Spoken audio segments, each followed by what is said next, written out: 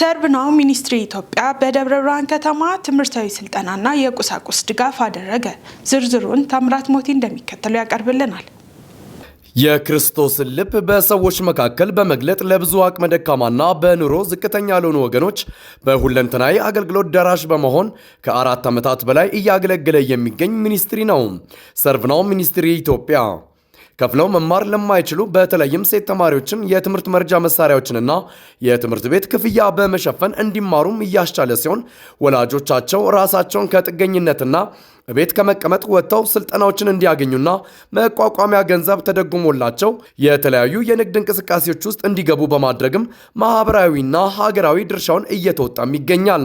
ሰርቭናው ሚኒስትሪ ኢትዮጵያ በደብረ ብርሃን ከተማ መንፈሳዊና ማህበራዊ ስራዎችን ሲሰራ የቆየ ሲሆን ከ30 በላይ ለሚሆኑ ከ4 ቀናት በላይ በስነ ልቦና ዙሪያ በፍካት የስነ ልቦናና ማማከር አገልግሎት አማካኝነት የግንዛቤ ማስጨበጫ ትምህርታዊ ስልጠና የሰጠ ሲሆን ስልጠናው ከተጠናቀቀ በኋላ ለሰልጣኞች የምስክር ወረቀት ተሰጥቷቸዋል።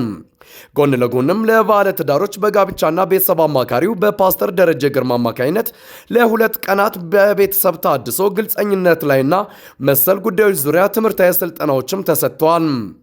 የሰርቭናው ሚኒስትሪ ኢትዮጵያ መስራችና ዋና ዳይሬክተር የሆነው ፓስተር ገመቹ ጉተታ ቡልቻ በደብረ ብርሃን መንፈሳዊና ማህበራዊ ስራዎችን መስራታቸውን በማስታወስ የተከናወኑ ስራዎችን እንዲህ ይገልጻል። ሰላም ጤና ይስጥልኝ። ገመቹ ነኝ ከሰርቭናው ሚኒስትሪ ኢትዮጵያ።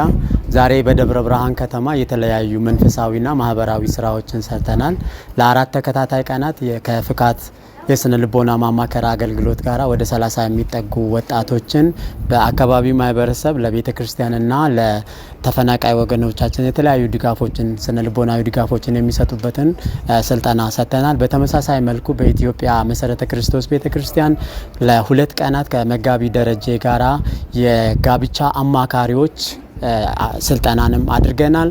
ከዚህም ጎን በጎን ደግሞ በሁለተኛ ደረጃ ትምህርት ቤታቸው ትምህርታቸውን እየተከታተሉ የቁሳቁስ አቅርቦት የሚያጋጥማቸው ሴት ተማሪዎችን ከትምህርታቸው እንዳይፈናቀሉ 20 ተማሪዎችን የግል ንጽህና መጠበቂያ ቁሳቁሶችንና ወራዊ ገንዘባቸውን የሰጠንበት ደግሞም ለ1500 በተለያዩ ካምፖች ለሚኖሩ ህፃናት 1500 ሹራቦችን አሰርተን እግዚአብሔር በብዙ ምድርቱን የሚጎበኝበትን መልካም ፍሬዎችን እየሰራን እንገኛለን።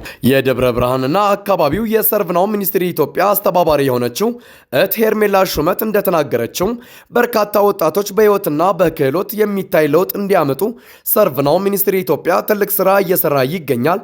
ከቤተሰብ አልፈው ለቤተ ክርስቲያንና ለሀገር ጠቃሚ የሆነ ትውልድ እየፈጠርንም እንገኛለን ያለች ሲሆን ትምህርታዊ ስልጠናዎችን ያገኙት ወጣቶችና አሰልጣኞችም አዲስ እይታ ያገኙበት ለሌሎች የመኖርን ህይወት የተካፈሉበት ቆይታ መሆኑን ገልጸዋል።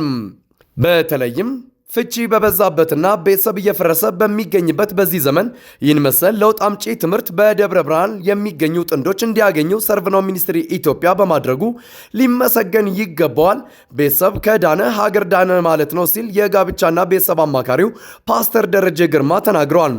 ከዚህም ባሻገር ለሁለተኛ ደረጃ ሴት ተማሪዎች የትምህርት ቁሳቁስ፣ የንጽህና መጠበቂያና የገንዘብ ድጋፍ የተደረገላቸው ሲሆን በባቄሎና ወይንሸት መጠለያ ለሚገኙ ለተፈናቃይ ወገኖች በተለይም ለ1500 ህፃናት ሹራብ በማሰራት ማልበስም ችሏል። በቀጣይም ሰፋፊ ፕሮጀክቶችን ነድፎ ለቤተሰብ ለቤተ ክርስቲያንና ለሀገር እረፍት የሚሆኑ ስራዎችን በመስራትና ወንጌልን በማሰማት ጌታ ደስ የሚሰኝባቸውን ስራዎች በመስራት እንደሚቀጥሉና ቅዱሳንም በጸሎት አብረዋቸው እንዲሆኑ ፓስተር ገመቹ ጉተታ ቡልቻ ጥሪውንና መልእክቱን አስተላልፈዋል።